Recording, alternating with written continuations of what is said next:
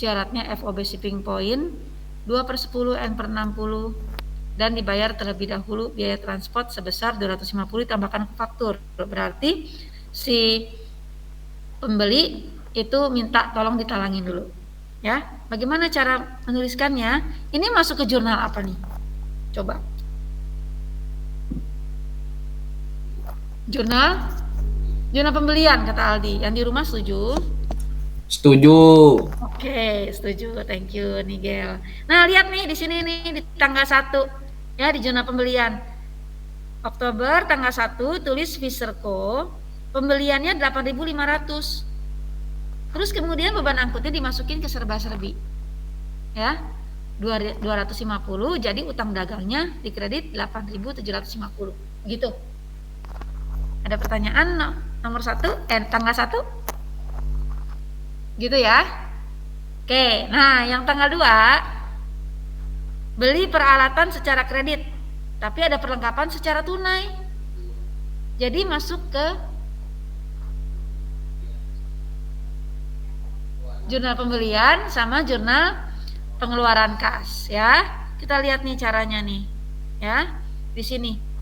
Tanggal 2 Sigmundco peralatan ini yang secara kredit ya, masuknya ke serba-serbi ya, jangan pembelian. Karena kalau pembelian ini untuk barang dagang. Beli peralatan 11.800 di debit, kemudian kreditnya juga 11.800. Nah, tanggal 2 yang masuk jurnal pengeluaran kas ya, keterangannya nggak usah diisi karena secara tunai ya. Yang keterangannya itu diisi adalah kalau ada transaksi yang menggunakan akun utang atau piutang, karena nanti kepentingannya untuk membuat jurnal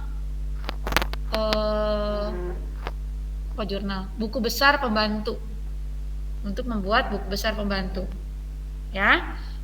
Nah, jadi keterangannya nggak usah ya. Lagi pula kalau transaksi jual beli tunai kita kan nggak penting tahu nama orangnya ya, misalkan kayak Pinkan beli ke saya kan nggak usah ditanya begitu ya, dan kita juga nggak usah nanya nama si penjualnya begitu ya. Oke, nah di sini perlengkapan masuknya ke serba-serbi.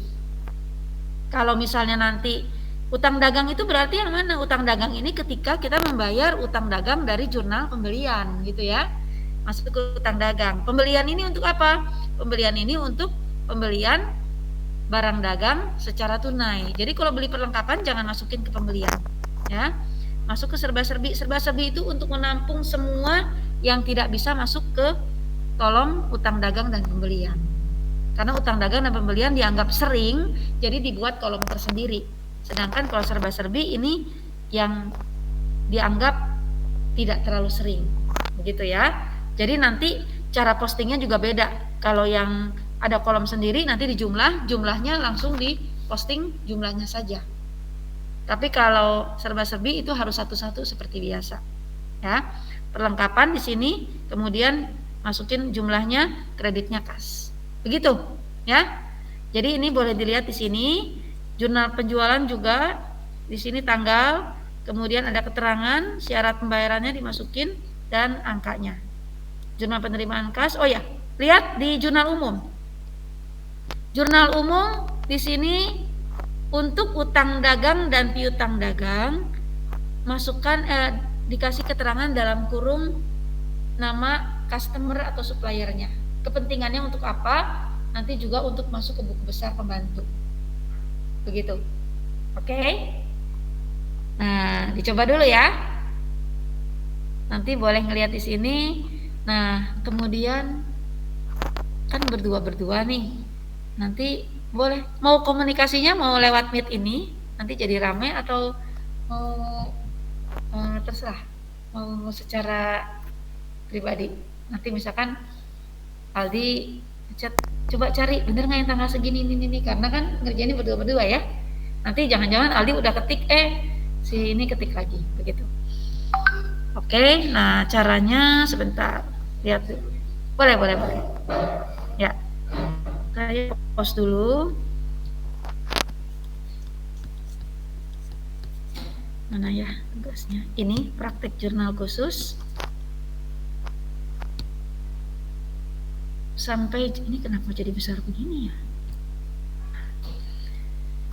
sampai jam 9.30. Oke.